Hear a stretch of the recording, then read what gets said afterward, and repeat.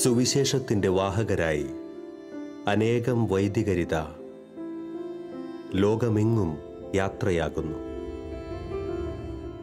ഭൂഖണ്ഡങ്ങൾ കടന്ന് അവരിത തളരാതെ മുന്നേറുന്നു. ഇത് ആഫ്രിക്കൻ ദരിദ്ര രാജ്യമായ എത്യോപ്യയിൽ മിഷൻ ശുശ്രൂഷകൾ ചെയ്യുന്ന ബഥനി സഭാംഗമായ Father Mathew C Augustine OIC.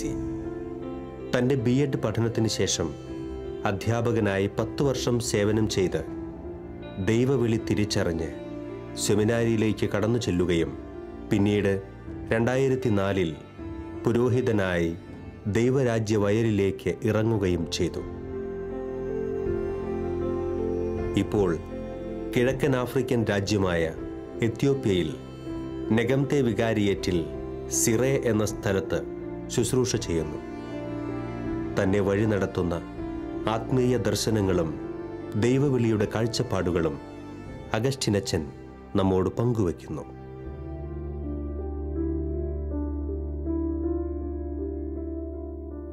അഗസ്റ്റിനച്ച, Shalom TV-യിൽ അച്ഛനോടൊപ്പമുള്ള ഈ ജോഷുവ പ്രോഗ്രാമിൻ്റെ 2ാമത്തെ എപ്പിസോഡ് ആണിത്.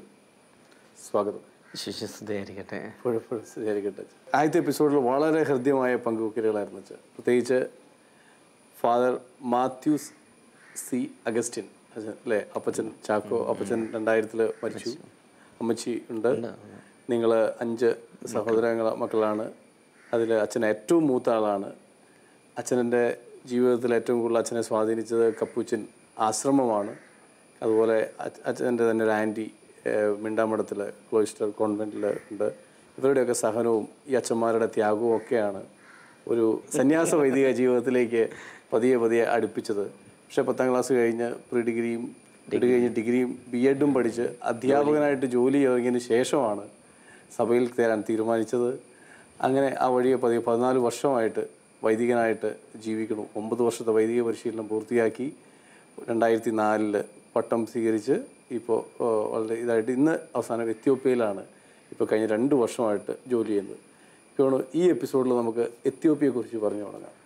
എത്യോപ്യയിൽ ചെന്ന്, കാരണം ഒരു വളരെ വ്യത്യസ്തമായൊരു സ്ഥലം. എനിക്ക് എത്യോപ്യയിൽ വരാൻ പറ്റിയിട്ടില്ലെങ്കിൽ എൻ്റെ അടുത്ത ആഫ്രിക്കൻ പ്രദേശത്തെക്കുറിച്ചൊക്കെ കുറച്ച് ഗ്രാഹ്യമുണ്ട്.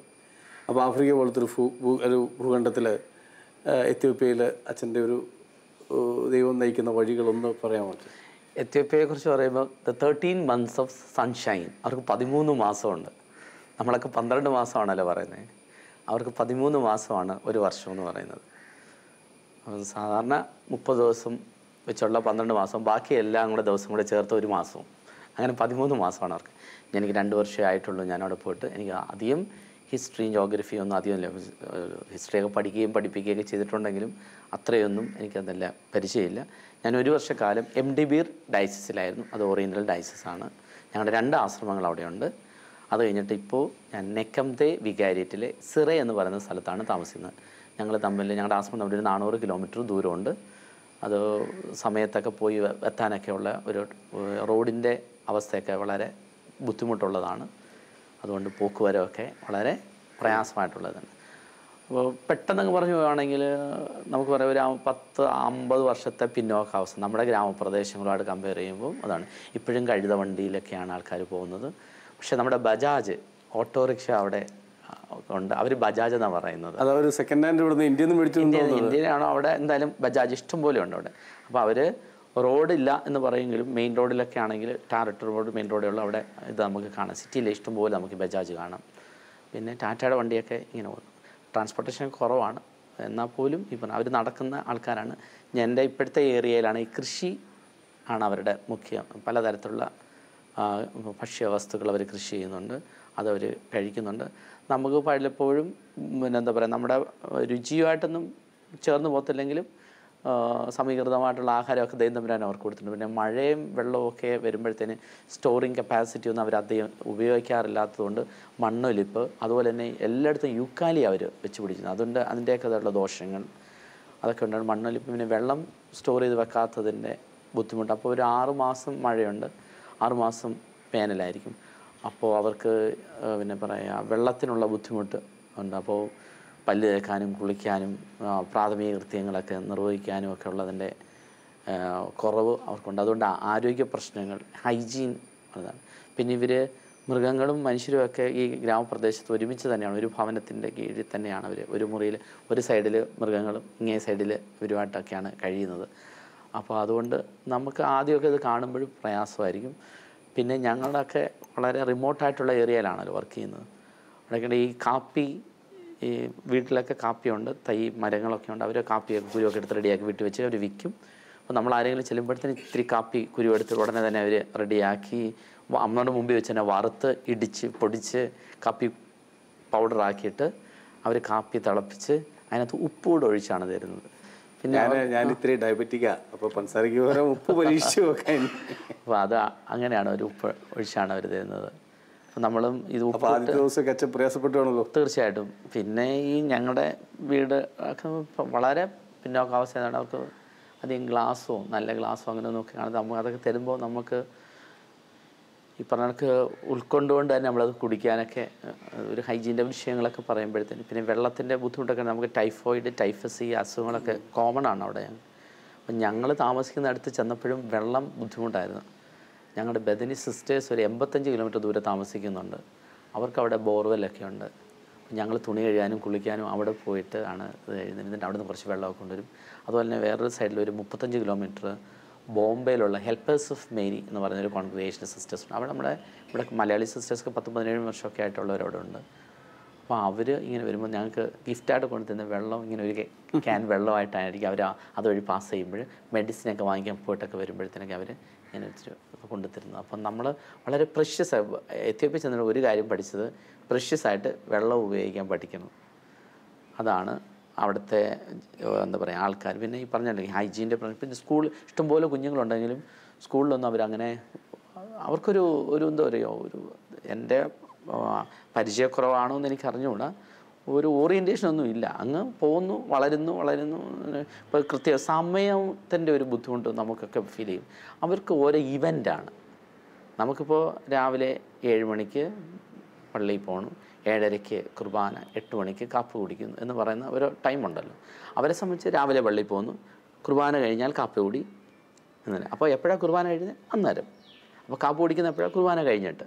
അപ്പോൾ എപ്പോഴാണ് തീരുന്നത്? അത് കാപ്പിടി തീരുമ്പോൾ. അപ്പോൾ ഓരോ ഇവൻ്റാണ്. അപ്പോൾ നമുക്ക് അന്നേരം 8 മണിക്ക് മീറ്റിംഗ് ഉണ്ടെന്ന് പറഞ്ഞു കഴിഞ്ഞാൽ കാപ്പിടി കഴിഞ്ഞിട്ടാണ് 8 മണിക്ക് മീറ്റിംഗ് എന്ന് പറഞ്ഞാൽ 8 മണിക്ക് മീറ്റിംഗ് നടക്കത്തില്ല. കാര്യം ഇവൻ്റെ കാപ്പിടി കഴിഞ്ഞ് വരുമ്പോൾ ഒരു നേരമാവും. അത് കഴിഞ്ഞിട്ടാണ് മീറ്റിംഗ്. അപ്പോൾ നമുക്ക് ഈ സമയം അഡ്ജസ്റ്റ് ചെയ്യാനായിട്ട് പ്രയാസമാണ്. അപ്പോൾ എത്യോപ്യ നമ്മളൊക്കെ ചെല്ലുമ്പം ഒരു പെർഫെക്ഷനെ കുറിച്ചൊന്നും അധികം ഒന്നും ചിന്തിക്കേണ്ട എന്നൊക്കെ നേരത്തെ ജോലി ചെയ്തിട്ടുള്ള അച്ഛന്മാർ സിസ്റ്റേഴ്സും ഒക്കെ ഇങ്ങനെ പറയാറുണ്ട്. അപ്പോൾ അവർ പറയുന്നത് തമാശയായിട്ടൊരു കാര്യം പറയുന്നത്, മുറിയുടെ സൈഡിൽ എഴുതി വെച്ചേക്കണം, ക്ഷമയില്ലാത്തവർക്ക് ക്ഷമ ലഭിക്കും, ക്ഷമയുള്ളവൻ്റെ ക്ഷമ പോവും.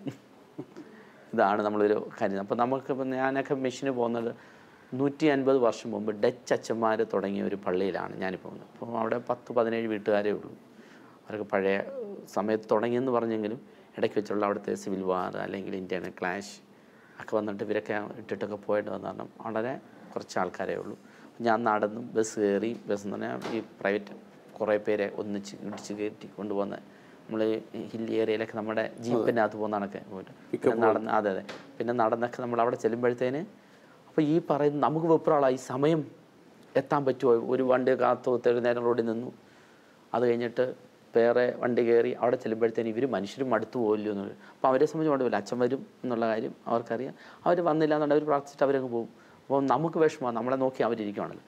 എൻ്റെ വൈദിക ജീവിതത്തിലെ ഒരു ശരിക്കും എന്നെ ആദ്യ കുർബാന ഞാൻ ചെല്ലിയതിനേക്കാളും എനിക്കൊരു നീറ്റലോടുകൂടി ഒരു ദിവസം എനിക്കുണ്ടായി, ക്രിസ്മസിൻ്റെ ദിവസം. അപ്പോൾ രാത്രിയിൽ അവിടെ ശുശ്രൂഷയ്ക്ക് പോകാൻ പറ്റത്തില്ല, കറണ്ടുള്ള, എനിക്ക് വാഹനമില്ല, പോയിട്ട് എനിക്ക് വരാനായിട്ട് പറ്റത്തില്ല. ഞങ്ങൾ 2 അച്ഛന്മാർ താമസിക്കും, ഞങ്ങൾക്ക് 3 പള്ളികളുണ്ട്. അപ്പം ഞാൻ ഞായറാഴ്ച രാവിലെ ഇതുപോലെ ക്രിസ്മസിന് അവിടുത്തെ ഈ എത്യോപ്യൻ കലണ്ടർ വേറെ ദിവസമാണ്, നമ്മുടെ ഗ്രിഗോറിയൻ കലണ്ടർ ആയിട്ടും ഇങ്ങനെ ഓരോ കലണ്ടറിൻ്റെ വ്യത്യാസം ഉണ്ടായതുകൊണ്ട് ഞങ്ങൾക്കെല്ലാം ഈ 2 വീതമാണ് മനസ്സിലായി. അപ്പോൾ ഞാൻ ക്രിസ്മസിന് പോകാനായിട്ട് രാവിലെ റോഡിലിറങ്ങി നിന്നിട്ട് ബസ്സൊന്നുമില്ല, വാഹനങ്ങളൊന്നുമില്ല. നമ്മൾ സാറിനാണെങ്കിൽ ഇവരൊക്കെ ഫീസ് ഡേ വരുമ്പോഴാണെങ്കിൽ വാഹനമൊന്നും ഇവർ ഓടിക്കത്തില്ല, അവർ ഭക്ഷണമൊക്കെ കഴിച്ച് വീട്ടിൽ ഇങ്ങനെ കുത്തിയിരിക്കും. അപ്പോൾ ഞാൻ റോഡിൽ ഇങ്ങനെ 1 മണിക്കൂർ നേരം നിന്നിട്ട് വിഷമിച്ച് കരഞ്ഞ് ഞാൻ തിരിച്ച് ആശ്രമത്തിൽ വന്ന് ക്രിസ്മസിനൊരു കുർബാന എല്ലാം പറ്റില്ലെന്ന് പറഞ്ഞാൽ ഞാൻ ആശ്രമത്തിൽ തന്നെയാണ് ഞാൻ എൻ്റെ പ്രൈവറ്റായിട്ട് മാത്രം. അപ്പോൾ അച്ഛനാണെങ്കിൽ അച്ഛൻ്റെ പള്ളിയിൽ കുർബാന കഴിഞ്ഞിട്ട് വന്നു. പിന്നെ ഞങ്ങൾ രണ്ടുപേരുടെ പോയിട്ടാണ് അടുത്ത പള്ളിയിൽ പോയി.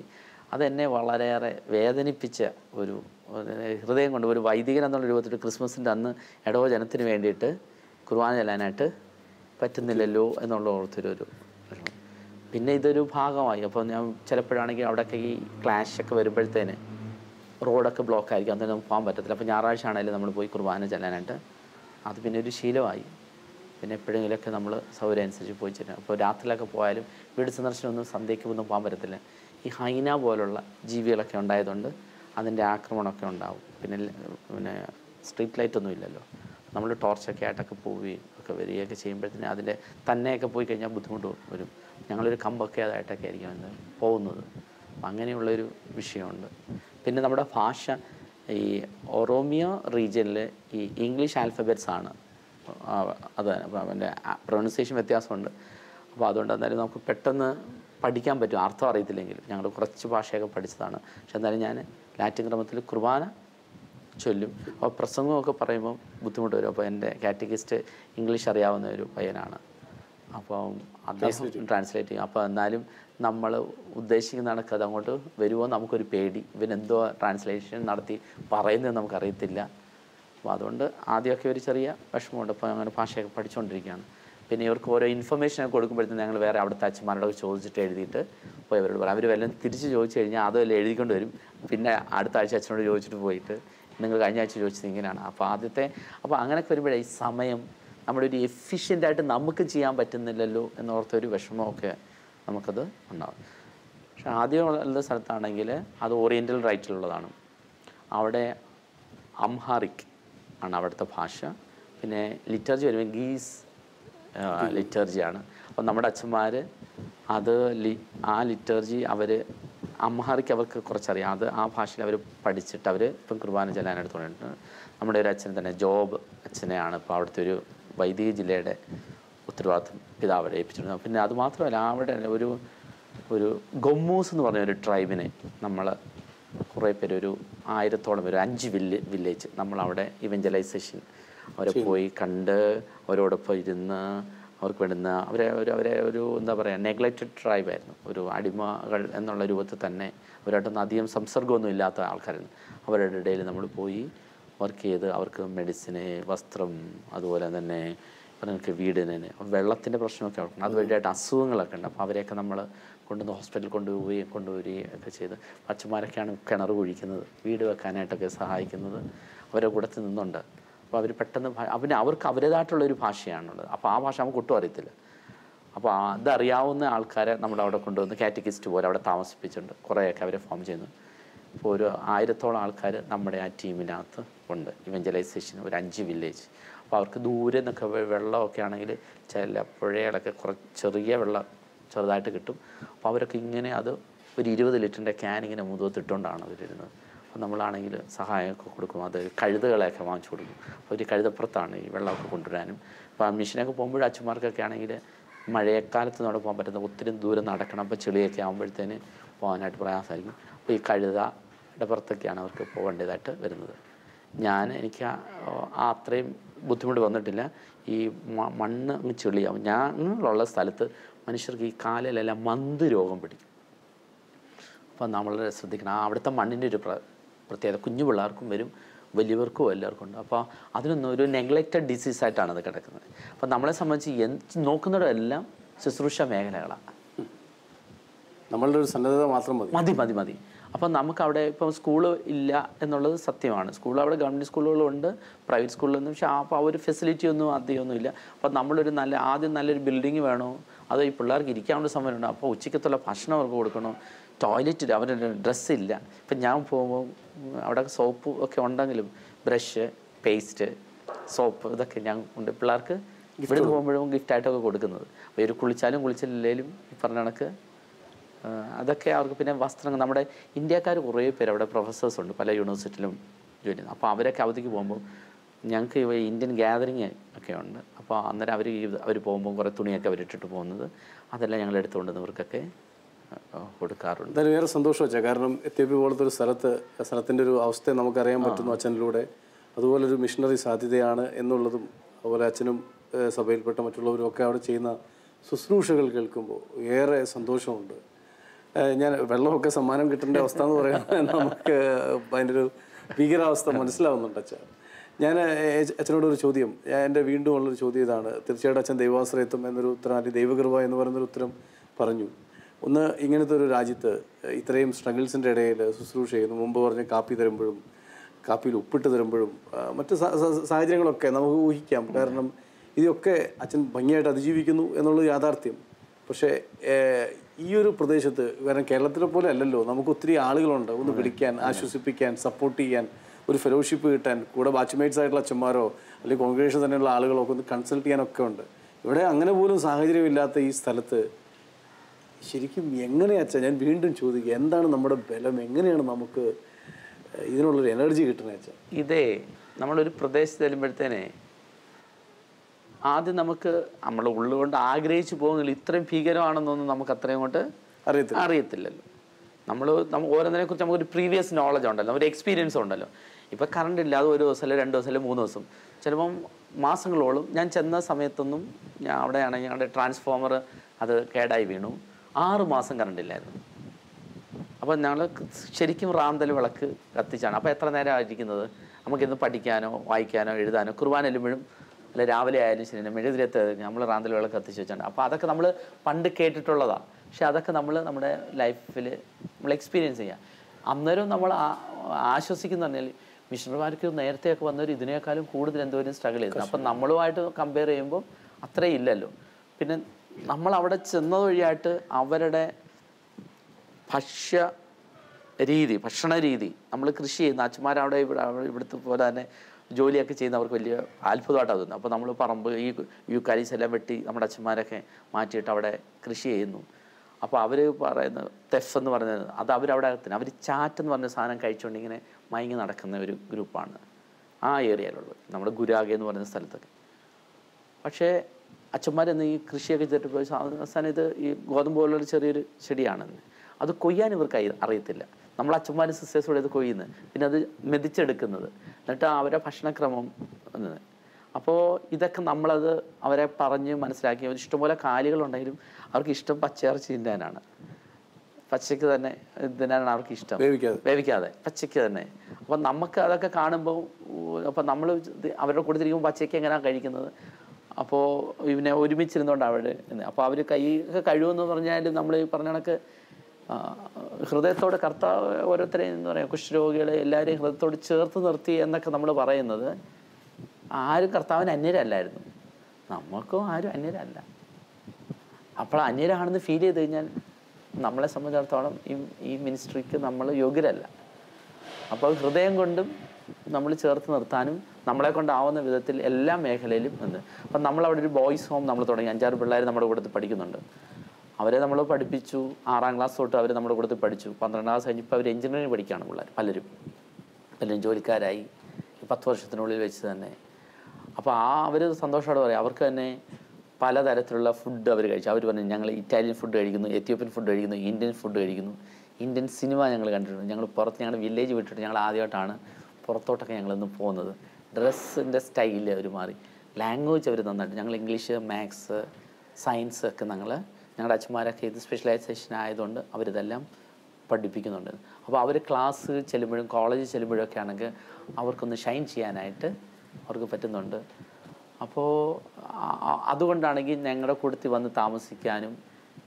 അപ്പോൾ അവർ ദൂരെ യൂണിവേഴ്സിറ്റിയിലൊക്കെയാണ് പഠിക്കുന്നതെങ്കിലും അവധി വരുമ്പോൾ അവരെല്ലാവരും ഇവിടെ വരും. എന്നിട്ട് ഇവരാണ് ഇപ്പോൾ എന്താണെന്നറിയോ ഞങ്ങളുടെ വില്ലേജിൽ ഞങ്ങളെ സഹായിക്കുന്നത്. അപ്പോൾ അവധി കാലത്ത് ഇവർ വരുമ്പോഴത്തേനും ഇവരും ഞങ്ങളോട് വില്ലേജിൽ പോയിട്ട് അവരുടെ ഭാഷയിൽ ഇവരെ പഠിക്കുകയും ഒക്കെ അവർ ചെയ്യാറുണ്ട്.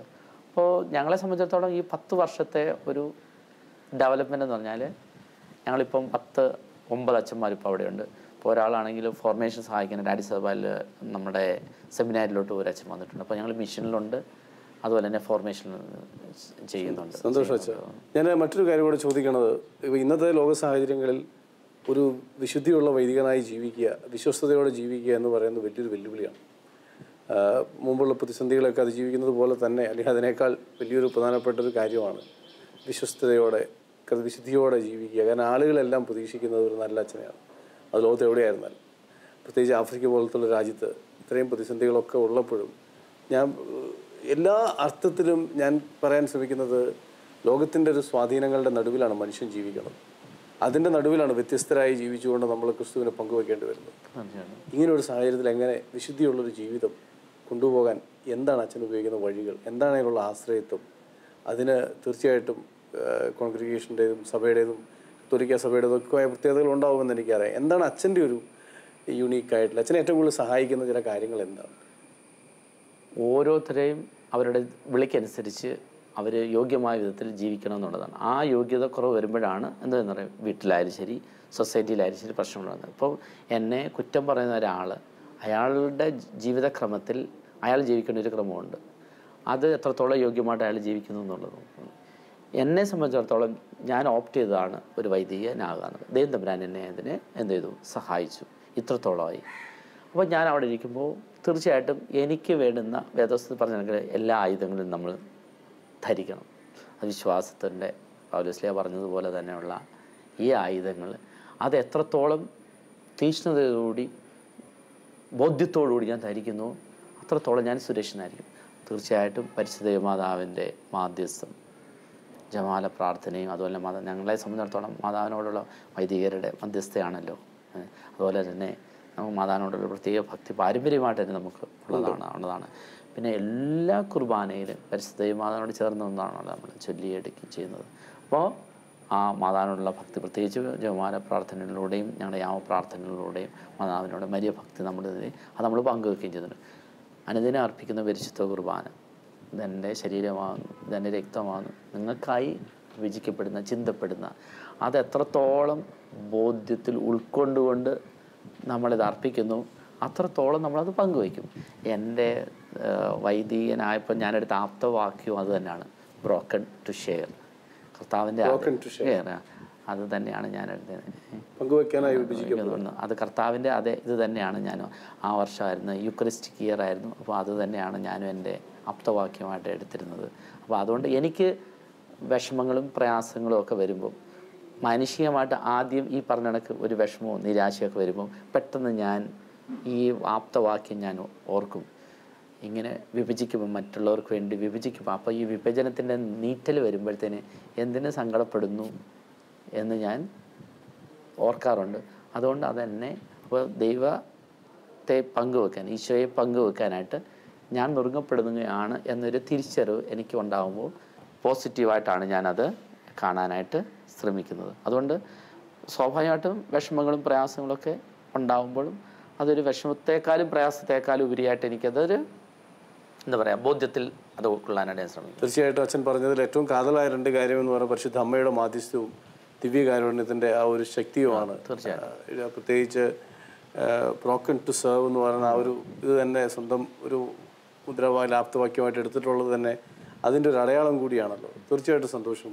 ഞാൻ പക്ഷെ മറ്റൊരു വ്യത്യസ്തമായ ചോദ്യം എന്ന് പറയുന്നത്, വൈദികരുടെ ഏറ്റവും പ്രധാനപ്പെട്ട ചില ഉണ്ടാകേണ്ട ഗുണങ്ങളിൽ ഒന്ന് എന്ന് നമുക്ക് പലപ്പോഴും ഒരു അൽമായനെന്ന നിലയിൽ കൂടി എനിക്ക് പലപ്പോഴും തോന്നുന്നത് അപ്രോച്ചബിലിറ്റിയാണ്. ഒരു സംലഭ്യനാകുക, ആളുകൾക്ക് പെട്ടെന്ന് അടുത്ത് വരാൻ പറ്റുക. ഇപ്പോൾ അച്ഛൻ്റെ പല കാര്യങ്ങളും അച്ഛൻ മുമ്പ് പറയുമ്പോഴും ഷെയർ ചെയ്യുമ്പോഴും ഒക്കെ ഞാൻ ശ്രദ്ധിച്ചത് ആളുകളെക്കുറിച്ചും ആളുകളോടുമുള്ള ഒരു ഇടപഴകലിന് വലിയ സാധ്യതയുണ്ട്. അല്ലെ അച്ഛൻ അത്തരം കാര്യത്തിൽ വളരെ ഒരു ഇതുണ്ട്. എന്താണ് ഞാൻ ഈ പറയുന്ന കാര്യത്തെക്കുറിച്ച് അച്ഛന് പറയാനുള്ളത്? അല്ല, വൈദികരെ സംബന്ധിച്ചിടത്തോളം മറ്റുള്ളവർക്ക് വേണ്ടിയിട്ടാണല്ലോ നമുക്ക് വേണ്ടിയിട്ടല്ലല്ലോ. ആ ഒരു തിരിച്ചറിവ് നമ്മൾ വരുമ്പോൾ നമുക്ക് സമയവും ആരോഗ്യം എല്ലാം ഞാൻ ആർക്ക് വേണ്ടി പങ്കുവെക്കാനുള്ളതാണ്, ഇടവോ ജനത്തിന് വേണ്ടി അല്ലെങ്കിൽ ഞാൻ ശുശ്രൂഷ ചെയ്യുന്നുണ്ട്. അത് എത്രത്തോളം യോഗ്യമായിട്ട് ഇപ്പം ഞാൻ പറയുന്നത് അവർക്ക് മനസ്സിലാവണം.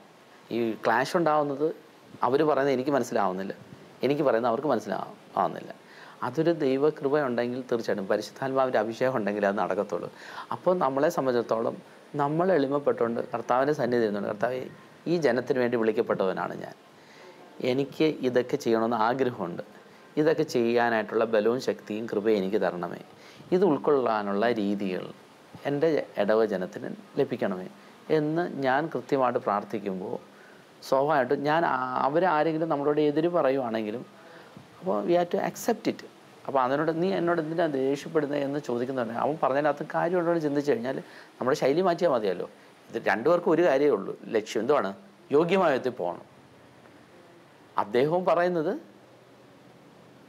അച്ഛൻ ചെയ്യുന്ന രീതി ശരിയല്ല, ഞാൻ പറയുന്നത് നിങ്ങൾ ചെയ്യുന്ന രീതി ശരിയല്ല. പക്ഷെ രണ്ടുപേർക്കും ആഗ്രഹം ഒന്നേ ഉള്ളൂ, യോഗ്യമായ വിധത്തിൽ ചെയ്യണം. അപ്പോൾ ആദ്യം സ്വാഭാവികമായിട്ടും നമ്മുടെ ഈ പറയുന്ന ഭാഷയുടെയോ അല്ലെങ്കിൽ ജസ്റ്റേഴ്സിൻ്റെയോ എന്തിൻ്റെയോ കൊണ്ടായിരിക്കാം അപ്രോച്ചബിലിറ്റി അത് ഭംഗിയാവാത്ത. ഈ ഒരു ബോധ്യം നമ്മൾ എത്രത്തോളം ഉൾക്കൊള്ളുന്നു അത്രത്തോളം നമ്മൾ എന്തെന്ന് പറയുമോ, ഒരുമാതിരി എല്ലാവരെയും സോപ്പിട്ടെടുക്കുക എന്നുള്ളതല്ല, ഏൽപ്പിച്ച കാര്യങ്ങൾ സ്നേഹത്തിൽ സത്യം പറയാം നമ്മൾ പറയത്തില്ല അതല്ല അത് പറയാം. അപ്പോൾ അങ്ങനെ വരുമ്പോഴത്തേനും സ്വാഭാവികമായിട്ടും പിന്നെന്താ പെതുക്കെയാണെങ്കിൽ അത് മനസ്സിലാവും. ഒരുപക്ഷെ നമ്മൾ അവിടുന്ന് ട്രാൻസ്ഫറായി പോകുമ്പോഴായിരിക്കും നമ്മളെ കുറിച്ചുള്ള അവർക്ക് മനസ്സിലാവുന്നത്. അച്ഛൻ അന്നേരം പറഞ്ഞൊന്നും മലയാളത്തിൽ ചൊല്ലുണ്ടല്ലോ, കോഴിയെ കൊല്ലാൻ പിടിച്ചാലും വളർത്താൻ പിടിച്ചാലും കിയോ കിയോ എന്ന് പറയുന്നത് കണക്ക്. ഇതെന്തോന്ന് തിരിച്ചറിഞ്ഞ് വരുന്നതുകൊണ്ട് ഇച്ചിരി സമയം എടുക്കുമായിരിക്കും. അത് എളുപ്പമാവണേ എന്നുള്ളതാണ് നമ്മുടെ പ്രാർത്ഥന. അതെ, അച്ഛൻ പറയുമ്പോൾ തന്നെ അത് ക്ലിയർ ആണ്. പക്ഷെ അച്ഛൻ പറഞ്ഞ വാക്കുകളാണ് ഏറ്റവും പ്രധാനം. വൈദികൻ തനിക്ക് വേണ്ടിയുള്ളതല്ല, ദൈവജനത്തിന് വേണ്ടിയുള്ളതാണ് എന്നുള്ള തിരിച്ചറിവ് എല്ലാ വൈദികർക്കും എപ്പോഴും സൂക്ഷിക്കാൻ പറ്റുവാണെങ്കിൽ അതാണ് വൈദിക ജീവിതത്തിൻ്റെ ഏറ്റവും വലിയൊരു സമ്പന്നത എന്നാണ് അച്ഛൻ പറയുമ്പോഴും എനിക്ക് വീണ്ടും ഒരു ഓർമ്മയിലേക്ക് വരുന്നൊരു കാര്യം. ഞാൻ അവസാനമായിട്ട് ഇവിടെ അവസാനിപ്പിക്കുക. എൻ്റെ ലാസ്റ്റ് ക്വസ്റ്റ്യൻ, പക്ഷേ അച്ഛൻ വളരെ ചെറുതാക്കി പറയേണ്ടി വരും, എനിക്ക് സമയക്കുറവുണ്ട്. ഒരു നല്ല അധ്യാപകൻ, ഒരു നല്ല ഫോർമേറ്റർ ദൈവം പടിപടിയായിട്ട് നടത്തി. ജീവിതത്തിൽ ഒരു പക്ഷേ ഒരു കാര്യപ്രാപ്തി വന്ന പ്രായത്തിൽ വൈദികനാകാൻ തീരുമാനിച്ചു. അങ്ങനെ വൈദിക ജീവിതത്തിലേക്ക് വന്നു. 14 വർഷമായിട്ട് വൈദികനായിട്ട് ജീവിക്കുന്നു. കേരളത്തിലെ ധാരാളം അനുഭവങ്ങളുടെ ഒക്കെ പശ്ചാത്തലത്തിൽ എത്യോപ്യയിൽ എന്നുപോലത്തെ ഒരു മിഷൻ പ്രദേശത്ത് ദൈവം 2 വർഷത്തേക്ക് ഇപ്പോൾ ശുശ്രൂഷയ്ക്ക് അനുവദിക്കുന്നു. ഇനി മുമ്പോട്ടുള്ള കാലത്ത് ദൈവം എങ്ങോട്ടാണ് നയിക്കണമെന്ന് എനിക്കറിയത്തില്ല. പക്ഷേ എത്യോപ്യയോ അല്ലെങ്കിൽ മറ്റു മിഷൻ പ്രദേശങ്ങളിലൊക്കെ ഒരു വലിയ മിഷണറിയുടെ രക്തസാക്ഷിത്വത്തിന് സാധ്യതയുണ്ട്. അങ്ങനെ ഒരു ജീവിതത്തിൽ ഒരു സാഹചര്യങ്ങളിലേക്ക് പോകുകയാണെങ്കിൽ മരണമെന്നൊക്കെ പറയുന്നതേ അത് എല്ലാവർക്കും ഉള്ളതാണല്ലോ, എപ്പോഴും ഏത് സാഹചര്യത്തിൽ എന്നുള്ളതേ ഉള്ളൂ വ്യത്യാസം. നമ്മളെ സംബന്ധിച്ചിടത്തോളം എന്തുവാ, ഈ ലോകത്തിൻ്റെ ദൃഷ്ടിയിൽ നിന്ന് കാണുമ്പോഴാണ് നമുക്കൊരു പേടി വരുന്നത്. നമ്മളെല്ലാവരും മരിക്കും. ഇത് മരിക്കാതിരിക്കാൻ വേണ്ടിയിട്ട് നമ്മൾ എത്ര പരിശ്രമിച്ചു കഴിഞ്ഞാലും നമ്മളെല്ലാം മരിക്കും. പക്ഷെ നമ്മളെ സംബന്ധിച്ചിടത്തോളം എത്രത്തോളം അതിന് ഒരുങ്ങുന്നു എന്നുള്ളതാണ്. ഇപ്പം നമ്മളൊരു വിവാഹ ജീവിതത്തിൽ ഒരുക്കം ഉണ്ട്, സ്കൂളിലോട്ട് പിള്ളേരെ കൊണ്ട് ചേർക്കുമ്പോഴത്തേനും ഒരു ഒരുക്കമുണ്ട്, അല്ലെങ്കിൽ ഒരു വീട് വെച്ചിട്ട് മാറി താമസിക്കുന്ന ഒരു ഒരുക്കമുണ്ട്. എന്നതുപോലെ എൻ്റെ നിത്യമായ ഭവനത്തിലേക്ക് ഞാൻ പ്രവേശിക്കുകയാണ്, അതിന് എനിക്കൊരു ഒരുക്കം ആവശ്യമുണ്ട്. ആ ഒരുക്കത്തെക്കുറിച്ചൊരു ബോധമുണ്ട്. സഹോദരി പറഞ്ഞമേ വരുന്ന ഫ്രാൻസിസ് പറഞ്ഞതുപോലെ നമ്മളെ സംബന്ധിച്ചിടത്തോളം ഇതെല്ലാം മാറുമല്ലോ, പുതിയൊരു രൂപവും ഭാവവും ഒക്കെ വരുമല്ലോ. അപ്പോൾ അത് പൗലോസ്ലീഹ പറഞ്ഞ കണക്ക് എത്രയും പെട്ടെന്ന് പോവുകയാണെങ്കിൽ അത്രയും നല്ലത്. പക്ഷേ നമ്മളെ സംബന്ധിച്ചിടത്തോളം ഏൽപ്പിക്കപ്പെട്ട ജോലികൾ ചെയ്തു ചേർത്തു എന്നൊന്നും നമ്മൾ നോക്കേണ്ട കാര്യമില്ല. അതെനിക്ക് എൻ്റെ പെങ്ങളിൽ നിന്നാണ് ഇന്ന് മനസ്സിലായത്. അവർ നിന്ന നിലയ്ക്കാണല്ലോ അത് പോകുന്നത്. അപ്പോൾ അവരുടെ കാര്യം അത്രയും സമയമുള്ളായിരുന്നു, ബാക്കിയൊക്കെ തമ്പുരാനാണ് നോക്കുന്നത്. പക്ഷെ നമ്മൾ അതിന് എത്രത്തോളം ഒരുങ്ങി, നിത്യജീവന് വേണ്ടിയുള്ള എൻ്റെ ഒരുക്കം എത്രത്തോളം ഉണ്ട്, അത് മാത്രം നമ്മൾ നോക്കിയാൽ മതി. ഏത് രൂപത്തിലാണെന്നുള്ളതിനെക്കുറിച്ച് ഡോണ്ട് വെറി അബൌട്ട് ഇറ്റ്. അതെ, എവിടെ എങ്ങനെ എന്ന് മരിക്കും എന്നുള്ള ഒരുക്കത്തോടെ മരിക്കുക എന്ന് പറയുന്നത്, നമ്മുടെ വിശ്വാസം ചേർത്ത് പിടിച്ചു മരിക്കുക എന്ന് പറയുന്നതാണ് ഏറ്റവും വലിയൊരു കാര്യം. എൻ്റെ ഇടയ്ക്കൊരു തമാശയായിട്ടൊരു സംഭവം പറയാം. എനിക്ക് ഈ BP ഉള്ളതാണ്. ഞാനൊരു ദിവസം രാത്രിയിൽ ഒരു നമ്മുടെ കേരളത്തിലുള്ള ഒരു ഗ്യാതറിങ് ഉണ്ടായിരുന്നു, പിള്ളേരുടെ പരിപാടിയൊക്കെ ഉണ്ട്, കേരള സമാജം ആഡി സഭ വെച്ച്. അപ്പോൾ ആ പ്രോഗ്രാം കണ്ടപ്പോൾ എനിക്ക് അങ്ങ് ഭയങ്കരമായിട്ട് ഇറിറ്റേറ്റഡ് ആയി. കാര്യം അതൊരു എന്താ പറയുക, ഒരു സ്റ്റാൻഡേർഡ്, നമ്മൾ ഈ സ്കൂളിലൊക്കെ നിന്ന് ആനുവൽ ഡേ ഒക്കെ നടത്തി ആകുമ്പോഴത്തേനൊരു ക്വാളിറ്റി സ്റ്റാൻഡേർഡൊക്കെ ഉണ്ടല്ലോ, അത്ര ഒരു ക്വാളിറ്റി സ്റ്റാൻഡേർഡോട്ടൊന്നും എനിക്ക് തോന്നുന്നില്ല. അപ്പം ഞാൻ പെട്ടെന്ന് ഇറിറ്റേറ്റഡാണ്. ഞാൻ പുറത്തിറങ്ങി ഒക്കെ നിൽക്കുമായിരുന്നു. എന്നിട്ട് എൻ്റെ കൂടെയുള്ള അച്ഛനോട് പറഞ്ഞു, നമ്മൾ സമയം വെറുതെ കളഞ്ഞു, പിള്ളേരെ അങ്ങോട്ട്. അപ്പോൾ അവർ പറഞ്ഞു, അച്ഛൻ ഇതൊരു ഫാമിലി നിൽക്കുന്നേ ഉള്ളൂ, അല്ല ആനുവൽ ഡേ ഒന്നും അല്ല. അപ്പോൾ അതുകൊണ്ട് അത്രയും പിള്ളേർ അന്നേരം ഓഫ് ഹാൻഡായിട്ട് പ്രോഗ്രാമൊക്കെ നടത്തി പോന്നു. ഇതൊക്കെ കഴിഞ്ഞ് തിരിച്ചു വന്നിട്ട് ഞാൻ കിടന്നപ്പോൾ എൻ്റെ മൂക്കിൽ കൂടി ഇങ്ങനെ ബ്ലഡ് വരാൻ തുടങ്ങി. അപ്പോൾ എൻ്റെ കൂട്ടത്തിലുള്ള അച്ഛനാണെങ്കിൽ ഇതിങ്ങനെ ഹൈറ്റൊക്കെ വ്യത്യാസം വരുന്ന ആണെന്നുള്ള വിധത്തിൽ. പക്ഷേ എനിക്ക് ഒരു ചെറിയ പേടിയാണ്, എൻ്റെ BP കൂടിയതാണോ എന്നുണ്ട്. ഞാൻ അന്നേരം 2 ദിവസം ടാബ്ലറ്റ് കൊടുത്തില്ലായിരുന്നു. അപ്പം ഞാൻ അച്ഛനോട് പറഞ്ഞു, എനിക്കൊന്ന് കുമ്പസാരിക്കണമെന്ന് പറഞ്ഞു. അപ്പം അച്ഛൻ പേടിച്ചു പോയി. അപ്പം ഞാനത് പറഞ്ഞു തന്നത്, ഇപ്പോൾ മരിക്കുക എന്നുള്ളതല്ല വിഷയം, പക്ഷേ എന്നെ സംബന്ധിച്ചിടത്തോളം യോഗ്യമായിട്ട് ഒരുക്കുന്നുണ്ട്. അപ്പോൾ അച്ഛനൊക്കെ പിന്നെ അവരെയൊക്കെ എന്നെ എപ്പോഴും കളിയാക്കാറുണ്ട്, മരുന്ന് കഴിക്കുന്നുണ്ട്, എപ്പോഴും രാത്രി നമ്മൾ വിളിച്ച് കുമ്പസാരിപ്പിക്കാൻ നേരമില്ല എന്ന് പറഞ്ഞ് അവരിങ്ങനെ തമാശ പറയാം. അപ്പോൾ അതുകൊണ്ട് എനിക്ക് നല്ല ബോധ്യമുണ്ട്, എന്താ പറയുക, മരിക്കുകയാണെങ്കിൽ ദൈവസന്നിധിയിൽ എത്തിച്ചേരത്തക്ക വിധത്തിലുള്ള യോഗ്യമായ വിധത്തിലുള്ള ഒരു മരണം ഉണ്ടാവണം. അത് എവിടെ നിന്നോ എങ്ങനെയാണെന്നുണ്ട്. തീർച്ചയായിട്ടും അച്ഛാ, അങ്ങനെ ഏറ്റവും ഒരുക്കമുള്ള ഒരു വിശ്വാസം ചേർത്ത് പിടിക്കുന്ന ഒരു മരണം അച്ഛനും ഉണ്ടാവട്ടെ. എനിക്കും വേണ്ടി അച്ഛൻ പ്രാർത്ഥിക്കുക. ഒരുക്കത്തോടെ മരിക്കാനും എപ്പോൾ മരിച്ചാലും എന്ന് മരിച്ചാലും അത് ഏറ്റവും ഒരുങ്ങി മരിക്കാനുള്ള വലിയ കൃപ എനിക്കും ഉണ്ടാവാൻ അച്ഛൻ പ്രാർത്ഥിക്കണം. അച്ഛൻ്റെ ഈ സാന്നിധ്യത്തിന് ഈ ശാലോം ടി വിയിലെ ജോഷുവ എന്ന പ്രോഗ്രാമിൻ്റെ 2 എപ്പിസോഡുകളിലെ ഈ പങ്കുവെക്കലുകൾക്കും അതിലുപരി തീക്ഷ്ണതയേറിയ ഒരു മിഷണറി ജീവിതത്തിൻ്റെ ആ തീയിൽ നിന്നുകൊണ്ടുള്ള അച്ഛൻ്റെ സംസാരത്തിന് ഏറെ നന്ദി. ദൈവം അനുഗ്രഹിക്കട്ടെ. താങ്ക് യു അച്ഛൻ.